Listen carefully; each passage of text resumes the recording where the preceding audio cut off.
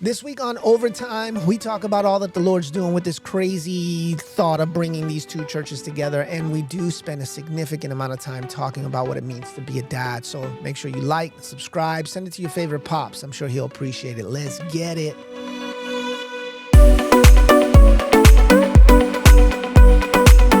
Welcome to Overtime, a weekly podcast where we take a little more time to dive into Sunday's message.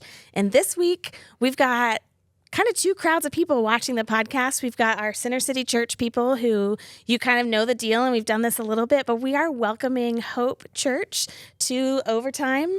And this is what we do. We get together and we talk a little bit more about Sunday's message with different people who are part of the team, part of the church. And this week we're going to do kind of a hybrid. We'll talk a little bit about Father's Day, but we also get the opportunity to start to introduce this pastoral team that is one church with two expressions. And I'm going to kind of let Pastor John, you're the only person that everybody knows on the couches right now. So I'm going to let you handle the introduction part of today. Yeah, well, I guess you asked me to introduce myself and then other people. Whatever you want to do. You're the boss. Well, let's start there. My name is Pastor John Hernandez. For those of you who maybe don't know me, maybe you're jumping on the podcast for the first time because it hit your feed. Last week now, at the time is just an illusion at this point. But last week, the incredible community at Hope Church voted to walk into this next season under the leadership of myself and my incredible wife and this incredible team. So we're just really excited to step fully into all that the Lord has for us. So for the next several weeks as we do this podcast, this is going to be a great opportunity for you to hear a little bit of our hearts collectively, maybe answer some of those questions you have about kind of what the transition season looks like and what do you mean by one church with two expressions and things of that nature. But really, ultimately, the goal is to also introduce so many of this incredible pastoral team that's coming together. So every week, we're going to have a little bit of a variety. This week in particular, we kind of grabbed the two dads that were in-house and we put them on a couch.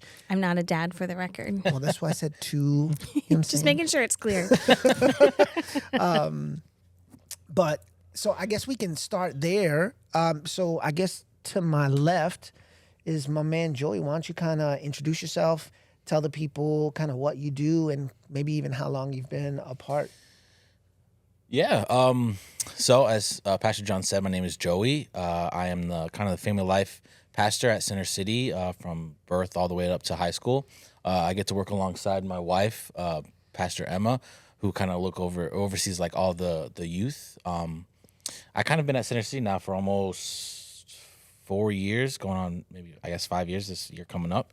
And I've kind of been a dad only for 8 months on Sunday, actually. So it's kind of crazy. 8 months has kind of flown by. My sister just had her baby, and he's like 5 weeks old. So, like, it's crazy to think that Drew was at one point 5 weeks old. Like, I pick him up, and he's like a feather compared to Drew now. But it's been an amazing season so far. So, yeah. It's awesome. What about you? I'm sorry. We got a first-time podcast visitor too. This is my man, Justin. Thanks for having me. I mean, This is our thing now, so this is going to be a fun. Yeah. My name's Pastor Justin. I'm our youth pastor here at Hope Charlotte. I've actually been here for like 15, 16 years from day one pretty much. So happy to be along. I have been a dad for at least 13 years now. We have a 13-year-old plus a 9-year-old and a 7-year-old, and they are fantastic and terrible and amazing and incredible and all of the above. Yeah, I feel that. I feel that. That's I feel awesome. that hard. I feel that hard. Yes. And your wife is also part of the team. Yep. Will you briefly introduce who she is and what she does? Absolutely. My wife her name is Melody. She is the director of Hope Street Food Pantry, which I'm sure you'll hear plenty about that over the next coming weeks. But they are a nonprofit that has no barriers to feeding. So the short story is if you show up, you will get food. And so that happens every Thursday. Schedules are online. You can check hopestreetfoodpantry.com for all that info. But yeah, it's incredible. Over the last several years, the Lord has kind of been weaving this incredible relationship between Center City and Hope Street Pantry. Almost, I feel like a precursor. We didn't know, but here we are. Fast forward almost a year and a half, maybe even 2 years that we've been supporting Hope Street Pantry and Hope Street Food Pantry, specifically in the efforts in West Charlotte. And we're seeing God kind of bring the whole thing together as one, which is incredible. Justin, for a moment, you've kind of done everything, a little bit of everything here at at Hope. You want to run down that list of what your job titles have been in that 15 years? Yeah, sure. Started, probably tech was the first round, youth, and then, let's see. Then we did children's pastors, we did young adults, we did youth again, we've done communications, we've done tech again, youth again. Just that consummate utility tool. Yeah, Mel has actually done, like, she was in charge of all of our first impressions for a while, and yeah, we've kind of done a little bit of everything a lot. Yeah, you have a couple staff members, which I can't wait till everybody gets a chance to meet, that have kind of done that for the last 15 years. It's a little bit unique in that for both these teams, you're seeing people who've been here for a significant amount of time. And in some church structures, you see a little bit of just a rotation. It almost seems like every 2 or 3 years, there's a new, fresh crop of pastoral staff. But I think it does speak to the health of what God has built in this city. Specifically between Hope Church and Center City, and that a lot of our staff members have been here for a significant amount of time. I mean, you've been here for ever, it seems like. Yeah, I mean, because I'm old. Yeah, that too. Yeah.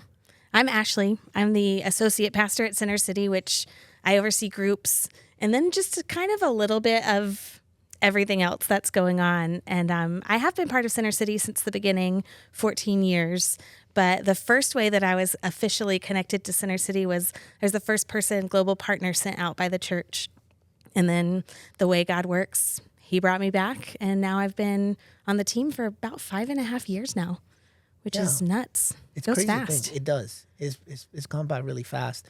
And so maybe just to kind of cue everybody in, several, what seems like days ago, but now we're moving into that realm of months ago, started having a conversation with Pastor Mike, the founding pastor of Hope Church, and just considering what God was saying, as it was obvious he was moving Mike into another season by the sovereignty of God. We really are excited about Pastor Mike stepping into more of an influential role at our district level within the scope of our fellowship. So he's moving to that assistant superintendent role for the District of North Carolina for the Assemblies of God, which we're really excited about. And maybe for those of you who don't remember, a couple of weeks ago, we actually had Pastor Mike on these couches. And quite honestly, even then, we had no idea that this was going to be a thing. But once that conversation started happening, it was just obvious that the Spirit of God was all over this thing. Every time we had conversations, then it moved to conversations with elders and conversations with staff members. We just kept walking through those doors faithfully. And ultimately what the Lord has kind of done is taken these two incredible communities that technically started together 16 years ago, and has brought them back together. And so now what we're saying is we are moving, and it's going to take a little bit here. That's the truth of this time. We're going to try our hardest to be as transparent with the process as possible, but we are moving to this place where we are one church with two expressions. Now, we use that word really intentionally, expressions, because not that any of these phrases are bad, but you've heard phrases like campuses or locations, and they have kind of their own picture. They come with their own idea of what those things are. When we say expression, what we mean is just a collection, a community of people that are in love with Jesus, that have found the hope that Jesus provides, and also the heart are bent to bringing purpose. So really, as we bring these two things together, I'd like to take a moment and maybe ask you guys, what are some of the exciting things? Because I mean, people who are maybe watching this or are tuning in for the first time, but have been a part of the process, they haven't even had as much time as you have had to process. So what are some of the exciting things you're looking forward to when it comes to bringing these two bodies together? I hate this word, but there's no better way to say it. But synergy, I just feel like I'm at an 80s business conference anytime I use the word synergy. But there's something about coming together, two churches that are healthy, that we're already very similar, just because God's known where we're going way longer than we have. But having that ability to come together and just even bouncing ideas off of each other, it becomes more than what we could have done separately. And even just in these initial meetings where it's like, let's talk about groups in the fall and let's talk about all this different stuff. it just feels like we're going to go above and beyond what I would have ever dreamed a couple months ago, just in one church, one expression. I love that. I love that. And you were what, like 4 when you were going to business conferences in the 80s? Yeah. Yeah. It's a prodigy. Yeah, it's kind of where I feel like I'm most excited about just this idea of just volume. We've over the last couple of years have worked so hard to like just dig these really deep roots, and just being able to now just the volume that's added, being able to take what we've built and then just see it growing like it is, and bringing in all these different people and different ideas. I think that idea of just volume that is getting added, it gets me super excited, just because like there's so many more things we could do, so many more options, so many more abilities, so many more ideas. It's exciting. Yeah. It's super exciting. Beyond a shadow of a doubt. What about you, Justin? It really, they kind of took all the good answers, but it really is that, like, if the whole goal is reaching our communities for God and reaching everybody around us, now we're doubling the effort. Yeah. We now have more people. We have more staff. We have more money to reach out and touch our communities. And that's what I get excited about, because I'm sitting there going, man, there's things that we've wanted to do for years that we haven't had the resources, the people, the time to do. Now we have more, and now we can start doing some of those things. And that gets me super jacked up. Yeah. Yeah, I can't leave any of our staff meetings, which we've only had 2 of those. And I mean, technically we only had 1 staff meeting, but we've been together quite a bit in the last couple days. I can't leave any of those conversations about without getting incredibly excited about the way that God has brought the teams together too. You don't know what you don't know, but once you put everybody in the room, you're starting to see how our individual gift sets, there's a little bit of that tension right at the beginning. Like, you don't know who. It's kind of like that first couple days of summer camp. Like, who's going to end up being my best friend? But within a couple of days together already, you're starting to see so many of the giftings that God had placed at Hope, and so many of the giftings he's placed at Center City, and how those things are coming together.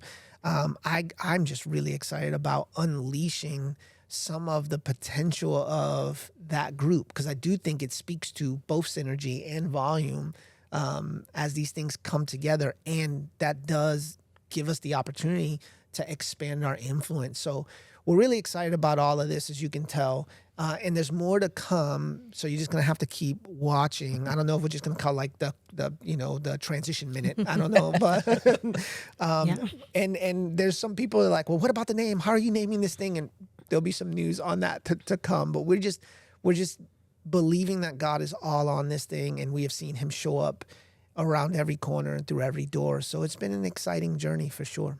Yeah, I feel like I teach about this a lot and talk to people about this idea that God's word is a lamp to guide our feet and a light for our path. And we always talk about how we want a floodlight that's going to, like show us miles down the road. And instead, he's talking about an oil lamp that gives you the next step.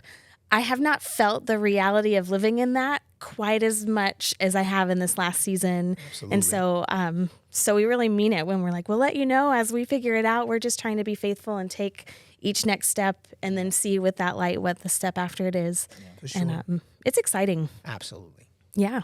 Well, what we'll do often is review Sunday's sermon when we're sitting here together, because once this is officially together, July 7th is our first Sunday. We'll have the same messages on Sunday. So today it's a little bit weird because we had different messages at the different locations, but it was Father's Day at both locations on Sunday. And so Pastor John, you did preach a message about God as our perfect father. And so I've got some questions kind of around that topic, but not super specific to your message. And the first one I wanted to hear was, for each of you, when was that aha moment where you realized, this is real, I'm a dad? The moment the baby came out, and I thought, oh crud, what in the world am I doing? Like, that was it for me. And I was like, I have no clue. Mm-hmm. That's why it pays to have a really amazing wife who knows what she's doing. Yeah. Absolutely. Yeah, that's awesome. Absolutely. What about you? Yeah, for me it was, because we had a little bit of a different birth story. I had an emergency operation, and there was about an hour to an hour 45 where it's just me and this like 3-minute-old baby, and I'm just like, Emma's passed out in the gurney next to us, and I'm just holding her, just making sure she doesn't cry or like freak out, and she's just sleeping on me, and it's just like this, just like comforting moment, like, okay, for these 5 minutes, I've been able to keep this baby quiet. I've been able to comfort her. Everything's gonna be okay. And I think that was probably the moment where it was just me and her. The doctors were gone. Emma was sleeping, recovering, and I was just like, okay, wow, this is real. That's crazy. It was very similar. I guess really, our story's a little different in that we adopted 2 boys, but we did adopt them straight from their birth. It was strange because basically what happened was the birth mother went back to deliver, and we happened to be in the room during that time. We were visiting her, and technically we were visiting her to say goodbye because we were going back home. And when we went to visit her in the hospital, they were like, well, we were on the way. We got a phone call. Well, where are you at? We're like, well, literally 5 minutes from the hospital. Like, well, good, because she's going into labor. So we went up to the room, sat down for 5 minutes, and they dragged her out. And as they're dragging her out, she begins to tell the doctors, hey, don't forget, that's mom and that's dad. And she's pointing to us in her pain, literally at the top of her lungs in pain. She just kept saying, that's mom, that's dad. And she's pointing to Jess and I.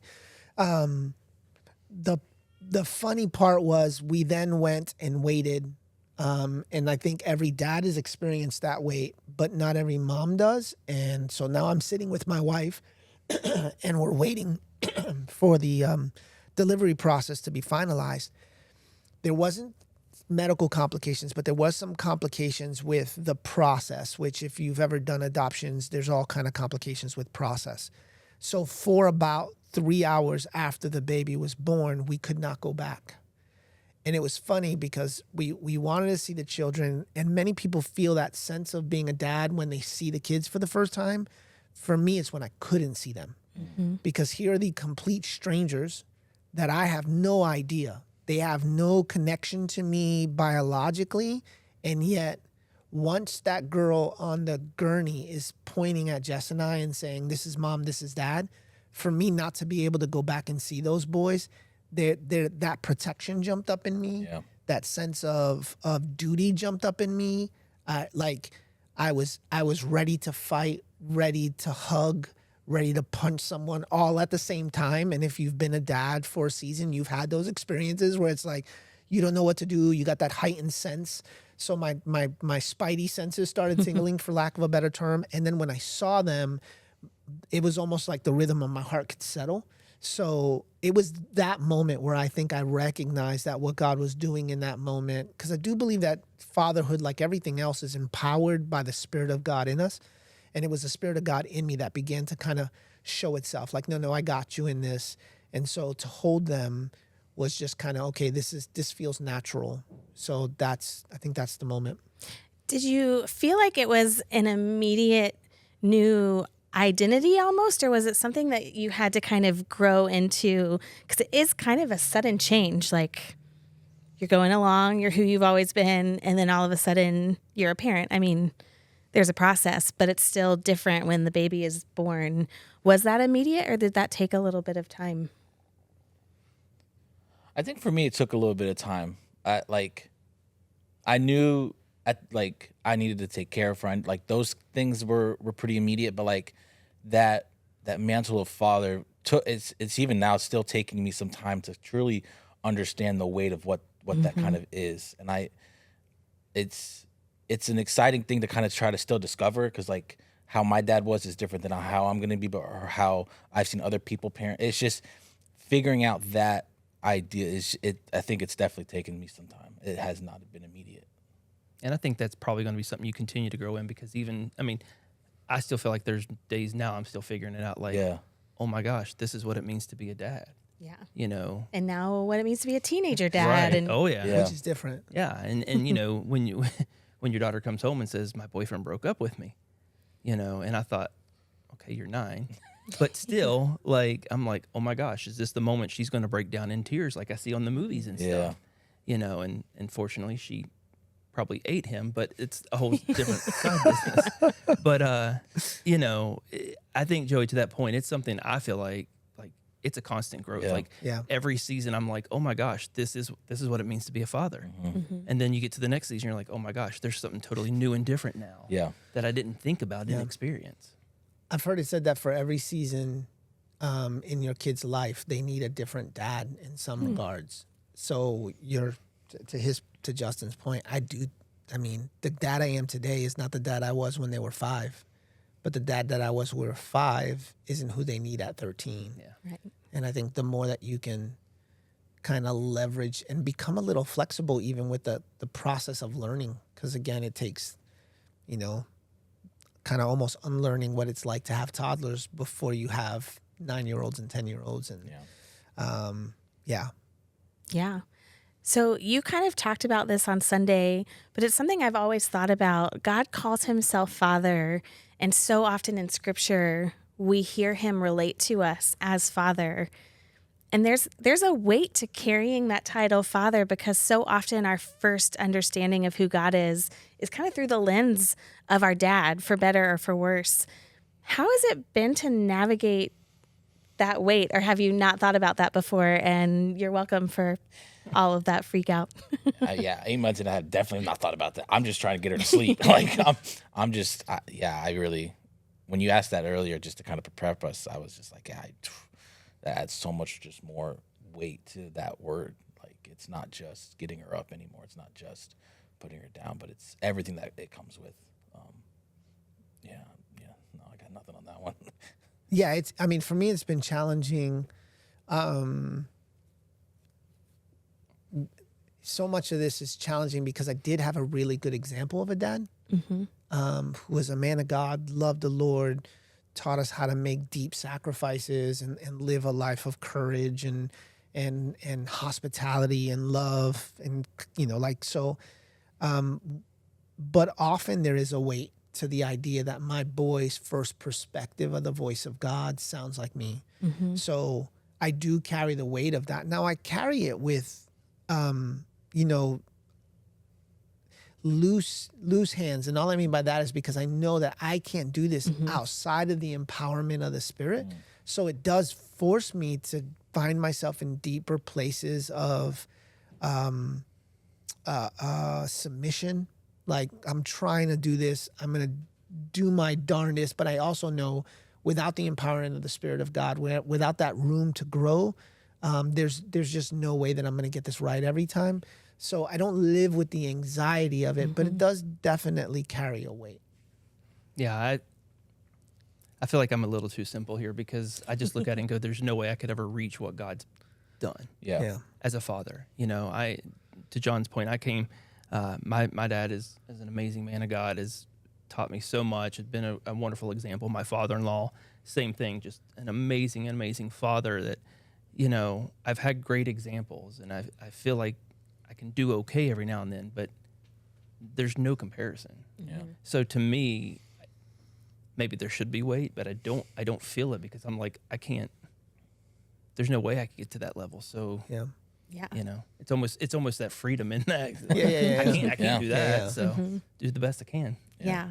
One of the things my dad always did, which made me so angry in the moment, is anytime I had been punished, which did involve a ruler to the tush, we had to have a conversation after I had calmed down, where he would talk about how much he loved me and how good discipline is for us. And this hurts me more than it hurts you, which one time I sassed him back and I was like, bend over and let's see if that's true. And then I got spanked again. But he was always quick to remind me and even apologize if there were times that he was like, actually, no, my temper got away with me a little bit. I just want you to know that God loves you perfectly, and I'm not going to be a perfect dad. And I love how explicit he was with that.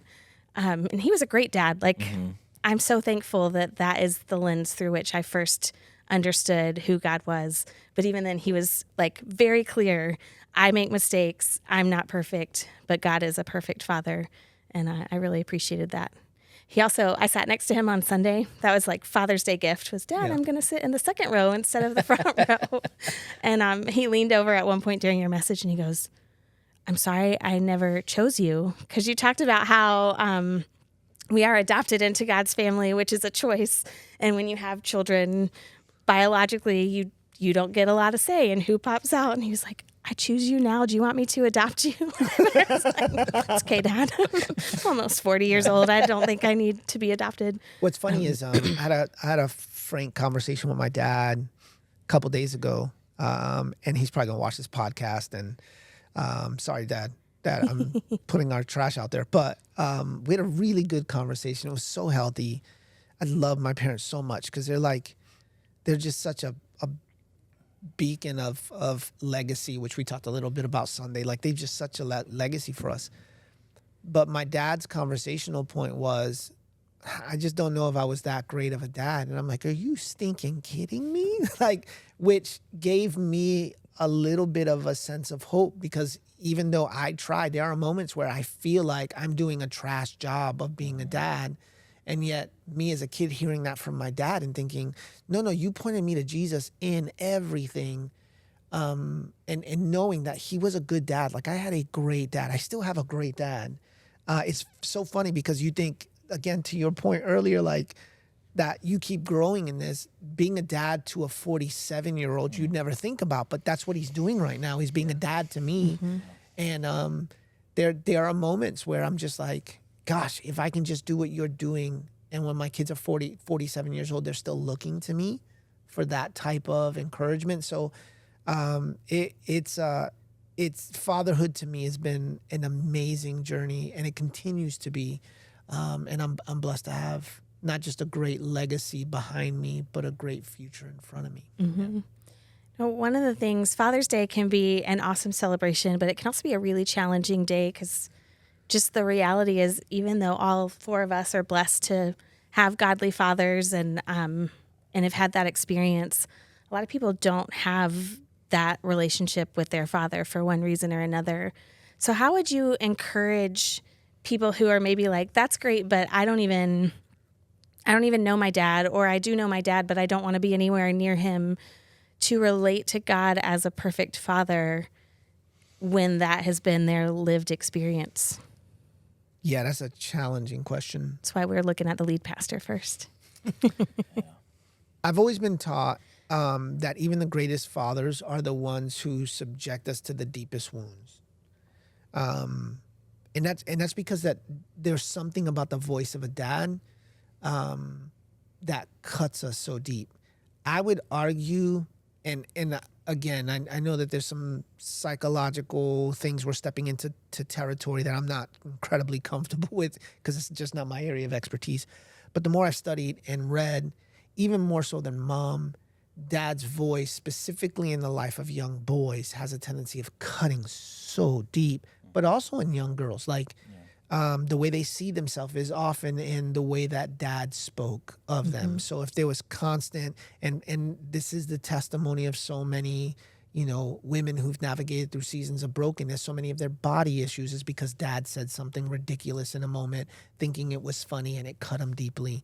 I know for even me, again, as great as my dad has been, there are moments where I sense that deepness of the cut. So like, I know that there will be a day that Mike and Noah will be having conversation, my boys, and there'll be something I said in my weakness and frailty as a person that will cut them the deepest because it's me. So I think all of us have to navigate, how do we see this perfected picture of God and trust in that picture when the picture of Father we have has not been perfect. And really it boils down to trust. It's the same issue when it comes to love. It's the same issue that when it comes to peace. Like if you can't trust God with this idea of Father, if you can't trust him to love you perfectly, because that's what good fathers do. If you can't trust him to choose you, according to everything we read, Paul's writing in Ephesians, even in John, like in the Gospels, that idea of adoption, that you were chosen before the creation of the world, that he chose you through Christ Jesus. So the cost of that choice was his own son. The mechanism by which we can be adopted into the family, that mechanism is his son laying his life down. That price is unimaginable. I love my boys to a point.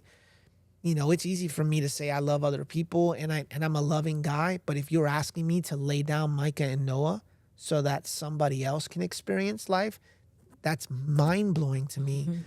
So we have to trust that the way the perfect Father loves and has chosen us is more than enough, that he's able, that there's enough love to find you in your brokenness, that no matter how bad you feel like you've been, there's enough blood in the sacrifice of his son, is what we would say biblically. That's kind of a churchy phrase way of saying it, but that there's enough.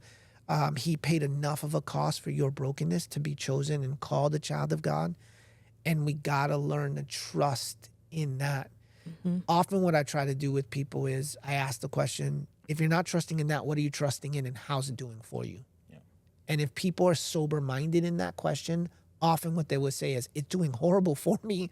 Everything I'm putting in my trust in, I'm not finding enough weight to sustain me. So it's in that brokenness. All of us have sinned and fallen short of the glory of God. All of the results of that is we're just going to find ourselves defeated until we put our full trust in the perfect Father who loves perfectly, expels fear, chooses us through the life of his son, and ultimately we're able to line up with the legacy. Yeah. If you didn't watch John's sermon, he just gave you all the points. I tried my hardest. So you can go on the Center City Church YouTube page and watch that message. I always think about the prodigal son. That's my favorite story in the Bible. I don't know if we're allowed to have favorite stories in Scripture, but that's mine. And how the son who ran away, like, didn't want anything to do with his father except the wealth. It didn't work out for him.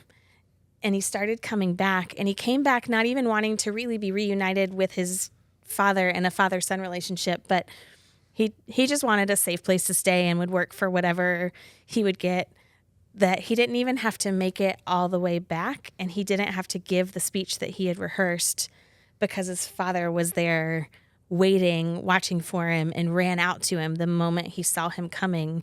And so that's what I would encourage someone, like, if you're even just thinking about, oh, well, I've been putting my trust in my own abilities or in success at work or whatever that thing is, you don't even have to get all the way back to him, because God's so good that the moment you start that process of turning around, he'll meet you where you are and help you get to the place where you can accept that status as child of God.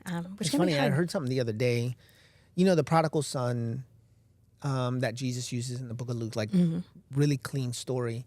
There are other ancient texts that describe very similar stories, and often those stories end with the son coming home and having to pay for the consequence of his misfortune. Wow. So there's some theologians who believe that Jesus intentionally used that picture to redefine what grace looked like, and to be a cornerstone of what the picture of the gospel can look like, where everyone had heard this story in a different light. He's like, no, my kingdom's different. When the son comes home, the father's excited to embrace him. I love how scandalous Jesus is. Absolutely. Like, God's grace is just scandalous. Absolutely, without a doubt. So, yeah, I've always loved that picture, because he returns identity without question. You know, he doesn't sit there and say, well, have you learned your lesson? The first thing is, no, give him the signet ring, put my robe on him. He celebrates before the process of sanctification. He doesn't wait till the son's clean. He's like, you know, slay the cow. Like, the son's come home. He's made that move of repentance, which I do believe is critical within the faith. They're not celebrating just anything. They're celebrating repentance. But where we tend to lose it as a church culture is we're waiting for sanctification in order to celebrate. He's like, no, he's come home. Kill the cow, get the burgers on the grill. We're going to celebrate.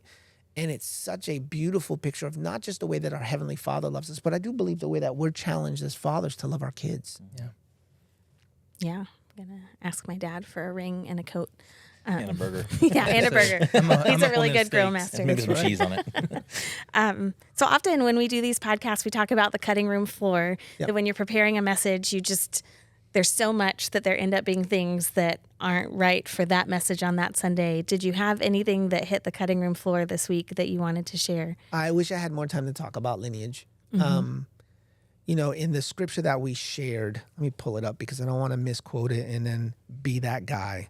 But this whole message was taken out of Romans 8, where the writer's trying to kind of convey the relationship between God and man, he uses the metaphor of father, right? So this is where we get the term adoption, led by the Spirit of God, that we are his children. He talks about affirmation, that his Spirit joins with our spirit to affirm that we are God's children. But then he goes a step further and says, since we are his children, we are his heirs. And together with Christ Jesus, we are heirs to God's glory. Now, the rest of that passage speaks about, so if we're heirs to his glory, we must also be okay with joining in on the suffering, right? Which, again, speaks to this idea that, yes, the glory of God is available to his children, but the cost of that from time to time is going to be the suffering as we follow the voice of God and step into places that are not easy and not safe. But that's all right. We're going to celebrate that we are heirs to his glory. But the thing that didn't make it was I did spend quite a bit of time with this idea of what does it mean to be heir, and really what it puts, like what it boiled down to was this idea of lining up. So as a king, I'm lining my family up to succession of the throne, right? So if I go this person, this person, this person, and in that lineage, that means all of the resources of my kingdom now fall down that line. So I began asking the question, what is it like to line my children? And this is where it gets a little, why it hit the floor, because I wish I had more time. Instantly it becomes, okay, well, whose name am I lining it underneath? If I'm trying to just lining it up underneath the Hernandez name, as much as I love and honor that name, and I thank God every day for my heritage, I also know that that's temporary. I no longer live. Christ lives through me. Like, my objective in life now is to line up underneath the name of King Jesus. How do I line up my home, my kids? How do I leave the type of legacy that my kids' are lined up underneath that heritage, which then goes to the family tree conversation, which I'm so passionate about that I knew I would spend 45 minutes on just the family tree. But like, my grandfather experienced life change because of a traveling evangelist. My grandmother went to a revival service that she was invited to, gave her life to the Lord. The evangelist basically then turned around and made himself available to the congregation. My grandmother grabbed him by the arm, brought him to my grandfather's, their house where my grandfather was, and led him to the Lord. Wow. Like, that impact of that evangelist from the Midwest coming to New York City to preach to a bunch of Spanish people in the middle of the Bronx has affected generations later. And that's because those moms and dads decided to line their family name up with the kingdom of heaven. So that becomes then my picture of what successful parenting looks like. How do we line our kids up to the kingdom of heaven? I'm not going to be perfect, but I can show you where the line is. And if I can show you where the line is, ultimately, I've done my job. Yeah. That my kids might not know my name, but they know the name of King Jesus. And that's unfortunately a whole nother message for today. And that's why I hit the floor. Yeah. So often we wrap up and talk about where we're going, but we're not going to be quite on the same page with that for the next couple of weeks. So I thought I would ask, how would you advise parents to pray for their children? Not just fathers, but fathers and mothers, kind of to what you were talking about. Just as a takeaway from this, what would be something that you encourage people to pray if they're not already praying? I mean, the first thing that comes to mind is just to give themselves some grace. Like it's no one's perfect at it. Like, no one is going to step into it and be able to do it without any problems. So just allowing yourself to understand, like, there will be challenges and struggles, and just give yourself that grace. Because if you don't, then it's just going to get on top of it. It's going to get worse and worse and worse and worse. So just allow yourself some grace. Yeah, that's good. Yeah, my prayer for parents is to trust what God's speaking to you. I think so many times we'll come across an issue and we'll set forth a policy or a plan with our kids, and it doesn't work, and all of a sudden you start getting scared and you start backtracking. And I'm like, well, wait a second, I really feel like God spoke to us about this. Like, this is the pathway. Mm-hmm. Stick in that pathway. Pastor Mike, the founding pastor here at Hope, has always been very direct about, like, teach your kids right, trust in it. They're going to make their own decisions. They're going to mess up. They're going to go their own ways. But if you did your job correctly, if you really went after God and brought that to them, that's all you can ask for. And it's up to them at that point. It's up to the children to really take that message and decide for themselves. Yeah, that's good. Yeah, that is good. I've always said every kid will scrape his knee. The question is, how deep are the wounds? Mm-hmm. So my prayer has been, God, just that they wouldn't carry such deep scars. But here's the honest truth. I also have to trust God that however they're scarred, he's able, and he'll use those scars for his glory. But it definitely is a prayer of mine, like, God, that they would find you before those cuts are too deep, that they would not make the boneheaded decisions I made at 16 and 17 years old. Because I mean, that's a challenge. So I also pray for the people, pray for good people that come around your students. I am a huge fan. Like, children's ministry isn't just like something we kind of do. We don't do children's care. It's not child care. It's not child care. No. That's when Joey comes out. Always. Yeah. Always. So pray for those volunteers. Pray for your children's pastors. Pray for your youth pastors as they navigate seasons of development. And I'll say it this way. My senior pastor growing up used to say this every year, and camp signups went through the roof. Every year. Camp was expensive. It's still expensive. It's funny. We always think, oh, it's so expensive today. It was expensive back then. $90 back then seems crazy to us when we were sitting in the auditorium. Now it's $300, and we're like, oh my gosh. And I don't know what your camp prices are. I'm just saying that as general. But my senior pastor always used to stay. He was so extreme, but he used to stay from the stage. He was like, it's cheaper than a lawyer's bill. Yep.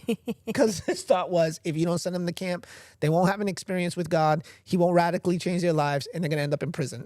That was always like the extreme picture of it. But there's something to that. There's something to the idea of like bringing your kids and making the energy and effort. I talk to parents all the time who will spend $2,000 a year on travel ball. But then when it's like, hey, we need them to go to camp and we need to pay for that and to do a decent camp, I don't know, $200 is a lot of money to invest in their spiritual development. So I would say to not only pray, but be active when it comes to navigating those opportunities we have to see our kids experience God. That's one of the things, if I can jump in real quick, that's one of the things that we've always encouraged our parents is like, we're not raising your kids. Yeah. As a youth pastor, I'm not here to raise your children. I'm here to enforce what you've already been teaching them at home. Yeah. The stuff that you all are going through as a family and that you're encouraging and speaking and praying over them, we're just here to elevate that. Yeah. And so that's the one thing that you said, be involved. Like, that's the one thing that we always are trying to get our parents to understand is like, I can't do anything if you don't bring them. Yeah. You can come to me on a Sunday morning and say, my kid's listening to rock and roll and doing drugs, and it's not going to do any good if you're not bringing them to us. Yeah. If you're not involved at the process, like, I'm not the Savior himself, Yeah. It's funny, in this process leading up to Father's Day, it wasn't intentional at all. But I picked up a book called Intentional Father by John. Oh, I'm missing his name, John. Anyway. I'll look it up. You keep talking. But in the book, where I've even been challenged, to the point that we brought up 20 minutes ago or so, how do I now, as a dad of teenagers, it seems like I just started getting a handle of what it was like to have preteens, and now they're thinking taller than I am. I'm taking Father Day pictures like this versus like this, where I used to take them like this because they could fit in my hand. So I picked up a book by John Tyson, incredible book. I actually picked it up, read it in a matter of 3 or 4 days via audiobook. I listened to it for 3 or 4 days, picked up a physical copy and sent 3 physical copies to some of my best friends. I'm like, you got to read this. Like, this is just where you have to be. Yeah, you even brought it up a few weeks ago on the Strong Men message, which you don't do often. You endorsed that book because my dad got it and gave it to my brothers. Just to your point, Justin, it's like our job is to make disciples. And if we're not doing that at home, if as a father you're not engaged, well, I'm just not the religious type, so I'm going to leave that to the youth pastor. I'm sorry. It's just outside of the grace of God, it's really tough for your kid to exceed what the example you set. Now, with that said, there are examples. Like, so hear me. There are some people that I love to death that grew up with no dads and had, by the grace of God, had great role models that moved them into move them into fatherhood. But it's a great book. It's easy to read. If you're not a theologian, you're not into Bible books, this is a great book to read. He references probably some of your favorite movies in the book, but it really does like, no, what's your plan? And he gives you a plan and then it's quick to be like, if this isn't your plan, it's fine. Just tell me what your flipping plan is. We have a plan for everything. We plan for the things that are important. Your kids are important. What's the plan of discipleship? That's and good. already trying to figure out how to take my kids on a pilgrimage. It's crazy. Messed me up, that book. That's exciting. Yeah. Pilgrimage with the Hernandez family. It's a little weird. I say pilgrimage and you're like, oh, what ancient land you're taking them to? Fort Lauderdale. Hey. But if It's you read crazy the book, down there. So Yeah. Yeah. Not in the middle of summer. I've heard it's hot. Oh, man. But it's going to be. So That's amazing. Well, we will be dropping these episodes every Thursday, unless that changes too. But for right now, the schedule is Thursdays. We'll be here every week talking a little bit more about what's going on in the transition, what's going on Sunday mornings, and we can't wait to see you then.